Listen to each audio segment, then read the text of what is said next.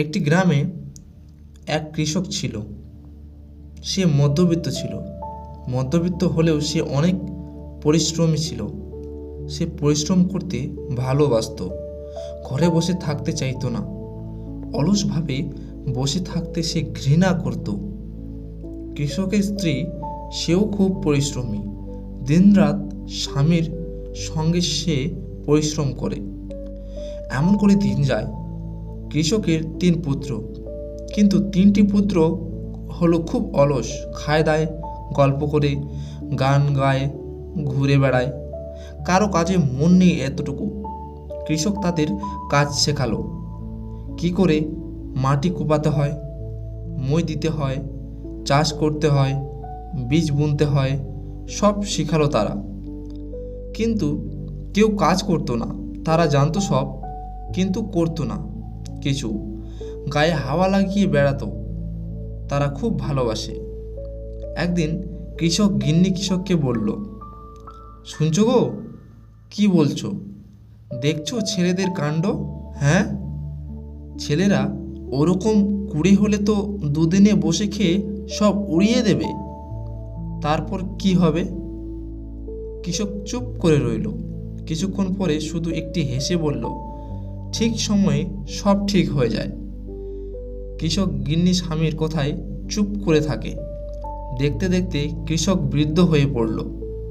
তখন সে একদিন স্ত্রীকে ডেকে বলল, ছেলেদের ডেকে দাও তো গো। স্ত্রী ছেলেদের ডেকে আনলে। কৃষক বললে, বাবা, আমি বৃদ্ধ, তার উপর অসুস্থ। তোমাদের মা রইলেন। আমি হয়তো শীঘ্রই মারা যাব। মৃত্যুর আগে তোমাদের একটা কথা বলি। তারা বললে, বলুন।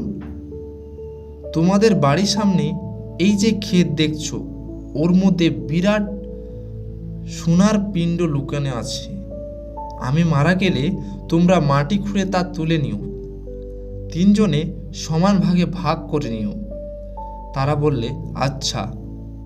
কিছুদিন পর কৃষকের অসুখ বেড়ে গেল।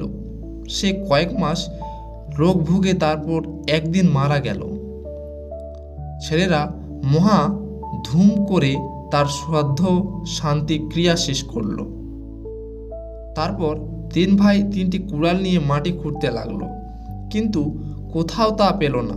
অবশেষে মনের ঠুকে তারা 3-4 দিন পর অবশ হয়ে বসে পড়ল।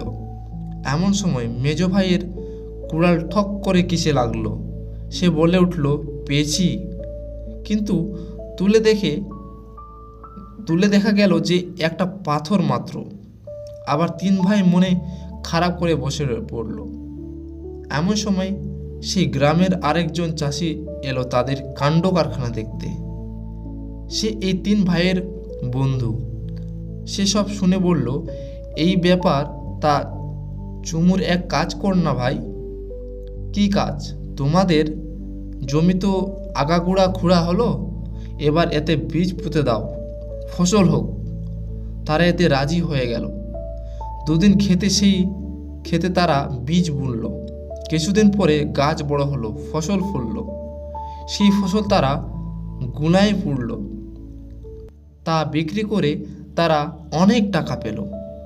3 ভাই সেই টাকা ভাগ করে নিল। তখন 3 ভাই বলল, বাবা এই পৈতৃক ধনেই রেখে গেছেন, এই ধন কখনো শেষ হবে না।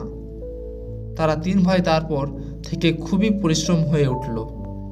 তারা বেশ মনোযোগ নিয়ে কৃষিকাজ করতে লাগলো। জীবনে আর কখনো তাদের অর্থের অভাব হয়নি। তারা খুব সুখী।